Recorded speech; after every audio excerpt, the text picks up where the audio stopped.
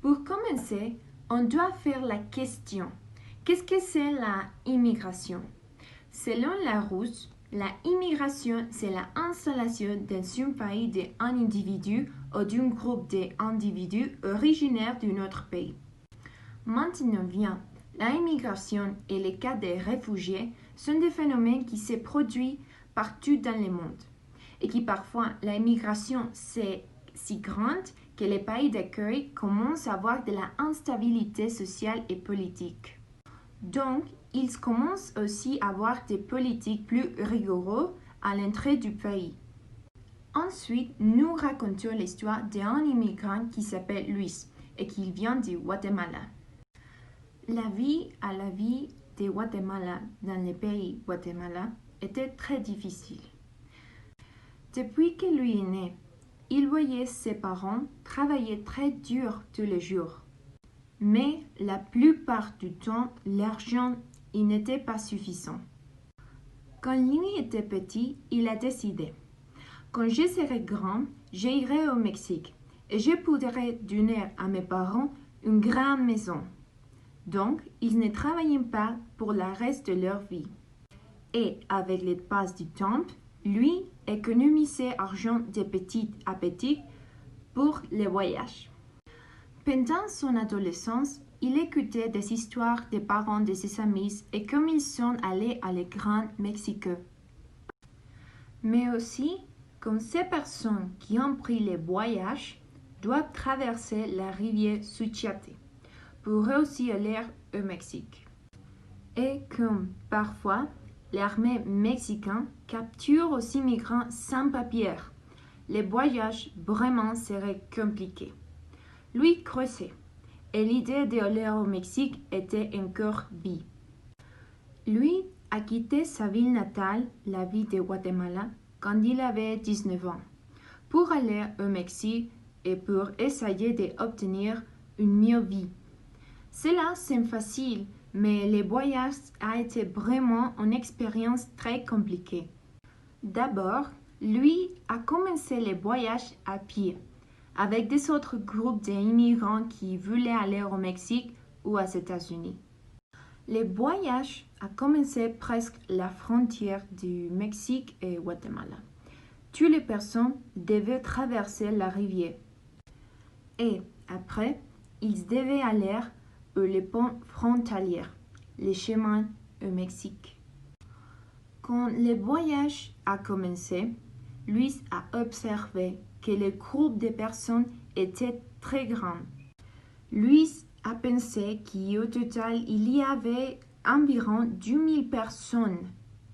Elle était une caravane des immigrants.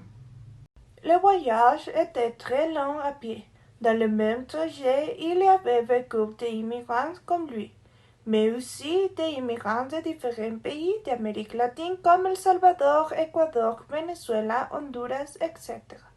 Dans le trajet, Luis a parlé avec Juan, un monsieur d'El Salvador qui lui a dit que le moment de traverser la rivière était très intense parce que la garde nationale mexicaine était prête pour défendre la frontière mexicaine de la grande caravane.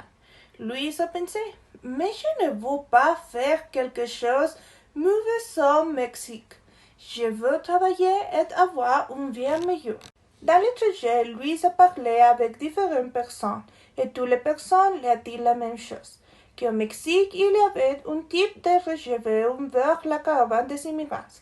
Luis ne comprenait pas et il se demandait pourquoi les personnes ne savent pas les immigrants si nous sommes de bonnes personnes. Pendant le voyage, Luis dormait juste sur une couverture. Le voyage était vraiment dur parce qu'il traversait la jungle d'Amérique centrale et il marchait sans s'arrêter sur les routes. Au long du trajet, Luis manquait ses parents. Il était dur de quitter son pays pour aller à un autre et commencer une nouvelle vie dans un pays inconnu, et où les Mexicains ont un type de phobie envers les immigrants. Mais, dans les moments difficiles, Luis a pensé, mon effort sera pour mes parents et pour leur bonheur. Finalement, après le voyage qui a duré 2 semaines, la caravane est arrivée à la frontière du Mexique. La rivière était puissante et toute la caravane devait la traverser. Pour lui, le défi était quelque chose de facile, parce qu'elle était seule. Mais il y avait des familles entières avec des enfants. Le défi a commencé. Louis a saisi ses 2 sacs à dos et il a commencé à traverser la rivière. Louis le reçut, il a commencé à marcher vers le pont frontalier. L'armée mexicaine était là-bas.